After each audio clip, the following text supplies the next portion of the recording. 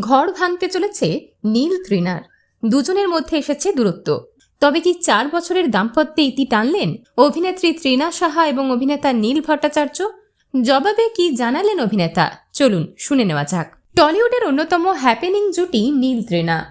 দীর্ঘদিনের বন্ধুত্ব থেকে প্রেম, তারপর 2021 সালের ফেব্রুয়ারির গোড়ায় ধুমধাম করে বিয়ে করেছিলেন নীল এবং তৃণা। দেখতে দেখতে প্রায় 5 বছর পেরিয়ে গেছে।